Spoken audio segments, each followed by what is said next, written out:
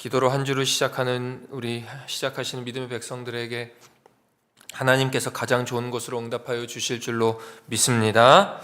그 믿음 붙잡고 승리하시는 복된 한 주 되시기를 주님의 이름으로 먼저 축원을 드립니다.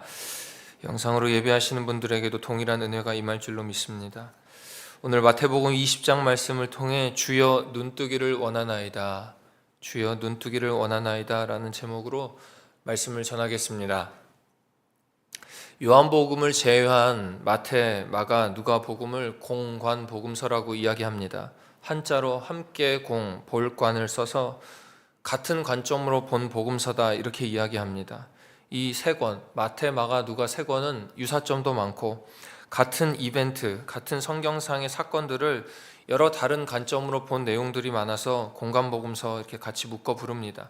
그런데 이 오늘 마태복음 20장은 다른 공관복음서에는 없는 내용으로 시작됩니다. 포도원 품꾼 비유로 알려준 저 천국, 즉 하나님 나라에 대한 모습을 이 마태가 굉장히 의도적으로 섬세하게 표현하고자 하는 의도가 이 마태복음 20장 오늘 말씀 가운데 담겨 있습니다. 마태는 이 예수 그리스도의 섬김, 즉 십자가의 사명과 부활로 인한 그 대속 사건만이 하나님의 나라의 실제가 이 땅 가운데 가능하다, 이것을 확신하면서 그 하나님 나라에 대한 실제, 하나님 저 천국에 대한 실제를 확인하고자 이 마태복음 20장을 사용하였습니다. 예수님의 죽음으로만 그리고 부활로만 가능한 그 하나님 나라의 모습을 이 포도원의 원리, 또 섬김의 방법, 그리고 사랑의 실천이라는 이 단계적 비유를 통해 오늘 그 비유를 통해 이 모든 사실을 이 마태복음 20장 가운데 꽉 눌러 담은 것입니다. 이 마태복음 20장은 크게 세 부분으로 나눌 수가 있겠습니다. 먼저 1절에서 16절까지는 포도원 품꾼들의 비유가 나와 있고요. 17절에서 28절까지는 이 16장과 17장에 나오는 예수의 순환 사건의 예고, 그러니까 예수님께서 고통당하실 거다, 십자가에 못 박히실 거다라는 그 순환 사건에 대한 세 번째 예고가 28절까지 담겨 있고, 29절부터 34절까지가 여리고에서 소경을, 맹인들을 고치신 사건을 기록하고 있습니다. 오늘 이 마태복음 20장의 내용을 통해 하나님 나라의 모습이 어떤 것인지를 다시 한번 기억하시고 내 삶에서 어떻게 이룰 수 있는지 도전으로 삼으셔서 정말 성령의 역사를 통해 여러분들, 광림의 권속들 삶 가운데에 하나님 나라가 삶에서 이루어지는 역사 있기를 먼저 주의 이름으로 축원을 드립니다. 어떤 교훈인지 몇 가지로 나누어 은혜를 나누고자 합니다. 첫째로, 하나님 나라의 주권은 하나님에게만 있습니다. 하나님 나라의 주권은 하나님에게만 있다는 것입니다. 이 마태복음에 등장하는 이 포도원 품꾼 비유는 앞서 이 19장의 베드로의 질문을 배경으로 시작됩니다. 19장에는 부자 젊은 이야기가 나옵니다. 부자 젊은이가 어떻게 하면 예수 선생이여 영생을 얻을 수 있겠습니까? 라고 물을 때에 이 예수님께서 너 가진 재산 다 팔아서 이웃에게 나눠줘야 된다라고 이야기합니다. 그러나 부자 청년은 그렇게 하지 못했습니다. 성경에 의하면 이 부자 청년이 어떻게 갔냐? 근심하여 가니라 라고 표현되어 있습니다. 이 모습을 통해 예수님께서는 바로 제자들에게 어떻게 하면 하나님 나라에 갈 수 있냐를 가르치시기를 원하셨던 것 같습니다. 그러면서 그 유명한 말씀, 우리가 알고 있는 그 말씀을 전하시는데, 부자가 하늘나라 가는 것보다 낙타가 바늘구멍 들어가는 게 더 쉽다 이렇게 말씀하십니다. 그러니까 부자가 하늘나라 가는 거 어렵다라고 말씀하시면서 부자 청년과는 다른 모습을 예수님에게 이 베드로가 나는 부자 청년하고는 좀 다른 모습이 있습니다라고 어필하고 싶었던 것 같습니다.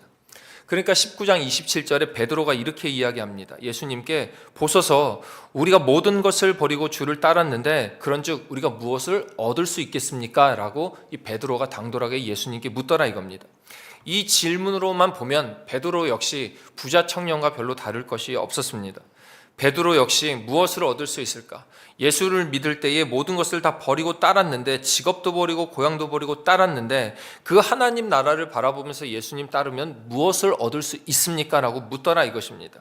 그래서 예수님께서는 아주 간접적으로 20장의 이 포도원 품꾼 비유를 들으면서 하나님 나라의 주권, 하나님 나라의 원리가 바로 이렇게 있다라고 포도원 품꾼 비유를 통해 말씀하고 계신 것입니다.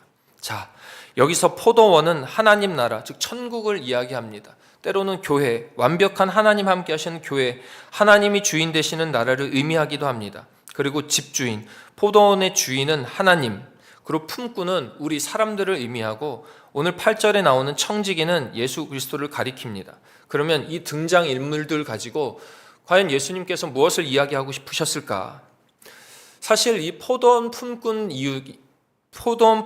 비유 이야기는 어떤 신학자는 괴짜 주인의 이야기 이렇게 이야기합니다.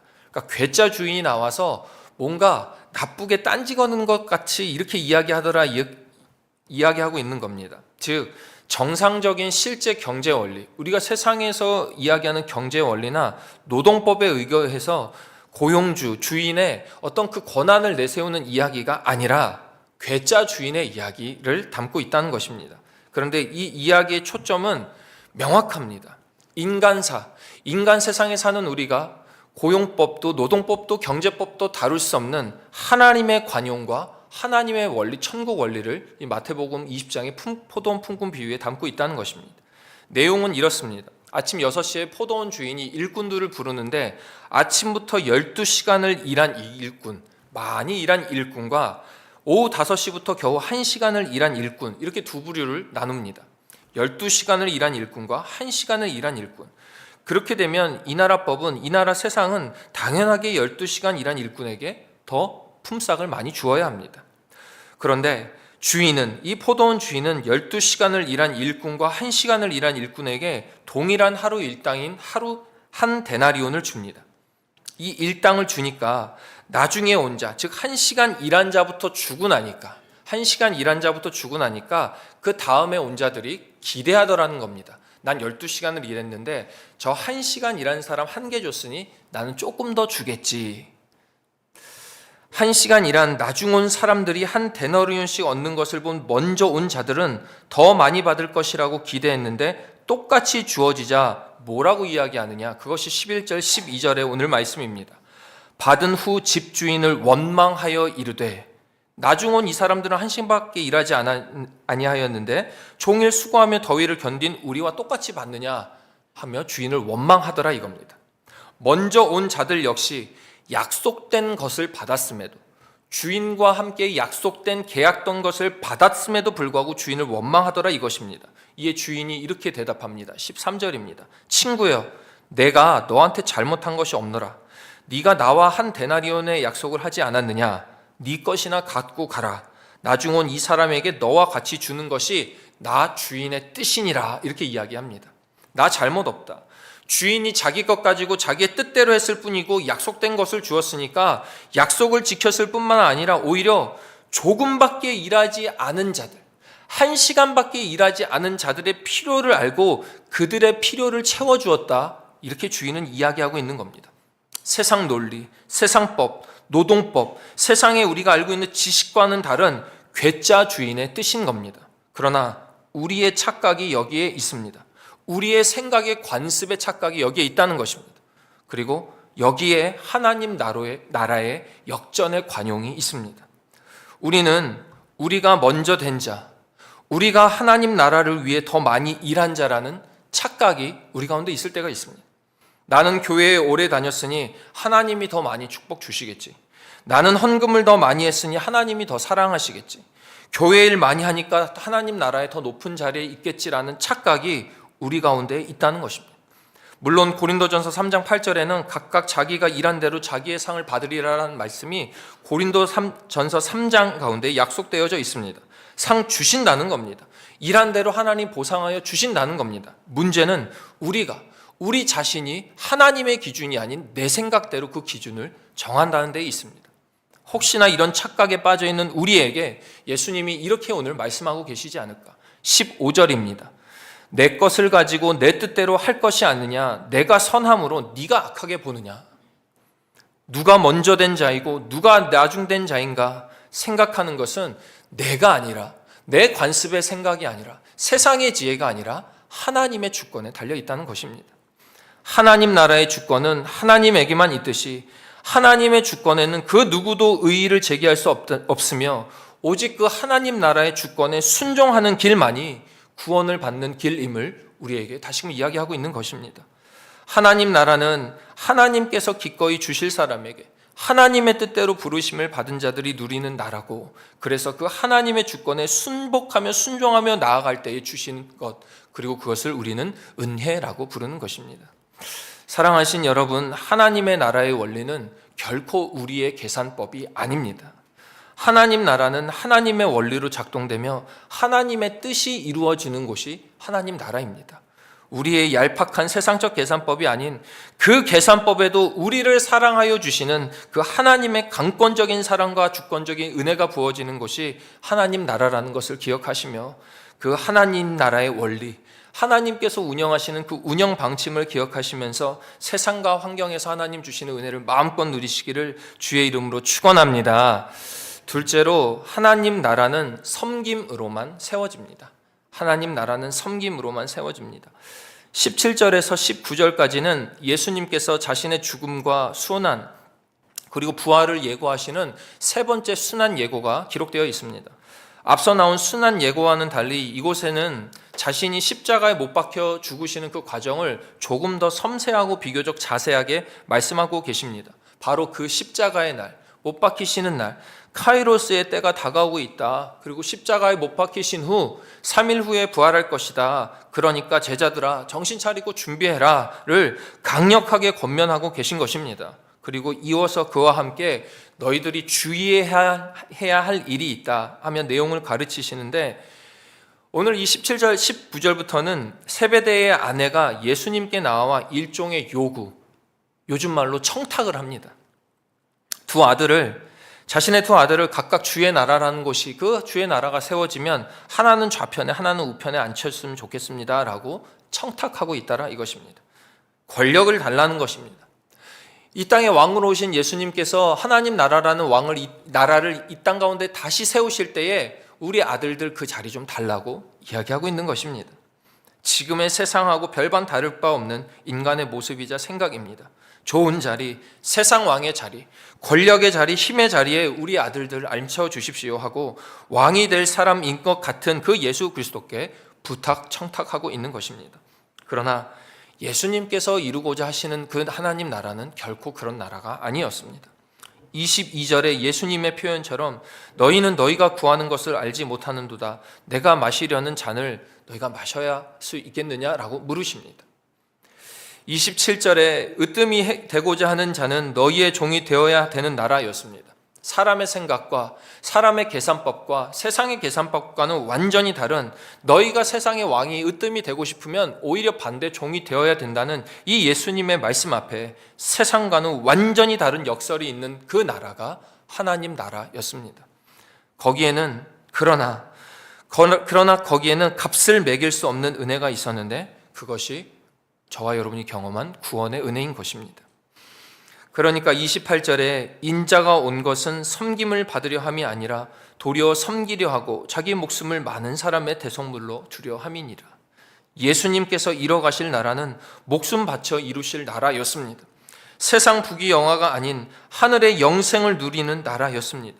이 땅에서의 상급뿐만이 아니라 세상이 줄 수 없는 평안을 누릴 수 있는 그 나라를 예수 그리스도께서 여러분과 저를 위하여 목숨 바치시고 부활하셨다는 사실입니다. 그리고 그 나라는 죽기까지 낮아져야만 이룰 수 있는 나라임을 오늘 이 말씀 가운데 이야기하고 있는 것입니다. 예수님께서는 그 십자가의 가장 처참하고 낮은 모습으로 우리를 영생으로 초대하셨다는 사실입니다. 그 사실이 하나님 나라는 섬김으로만 채워질 수 있다, 종 되어야 으뜸될 수 있다는 사실을 우리에게 몸소 증거하고 계신 것입니다.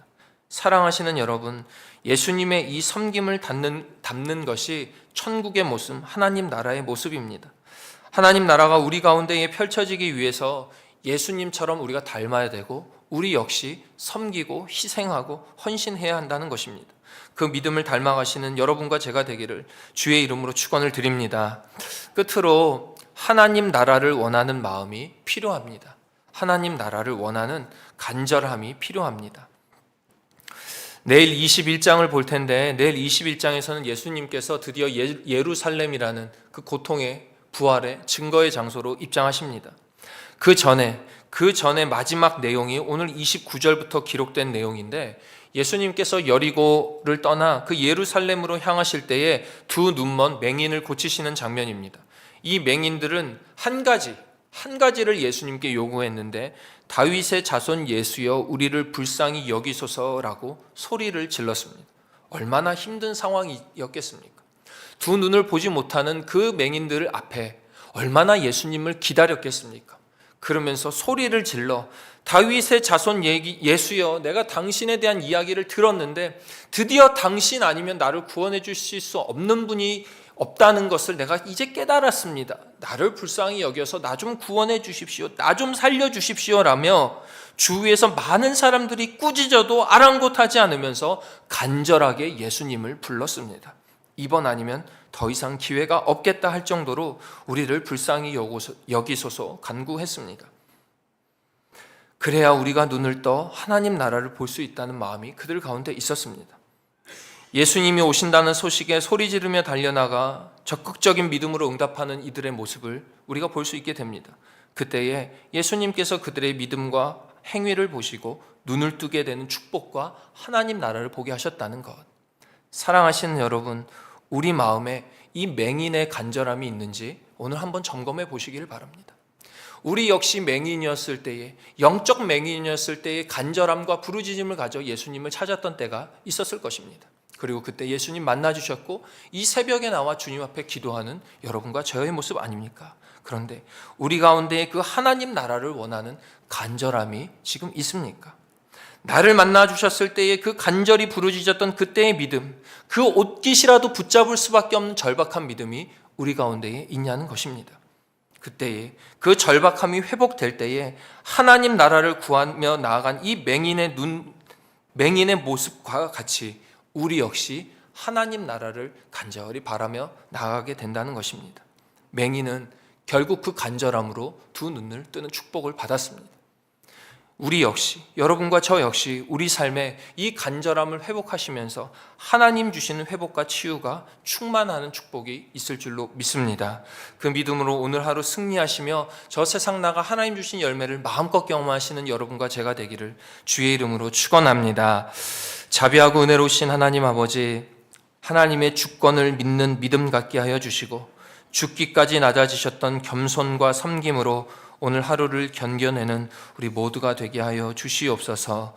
불쌍히 여기소서, 불쌍히 여기소서, 나를 불쌍히 여기소서 간절히 기도하며 나아갈 때에 주시는 그 회복과 치유를 경험하는 우리 모든 권속들 되게 하여 주시옵소서. 그래서 하나님 나라가 우리 삶 가운데 이루어지게 하여 주시고 회복과 치유를 경험하고 체험함으로 하나님이 기뻐 받으시는 열매가 우리 삶 가운데에 충만하게 맺히게 하여 주시옵소서. 예물 드리오니 주님 정성껏 기쁘게 받아주시고 하나님께서 영광 받으신 놀라운 일들이 우리 삶 가운데에 가득하게 하여 주시옵소서. 예수 그리스도의 이름으로 기도하옵나이다. 아멘.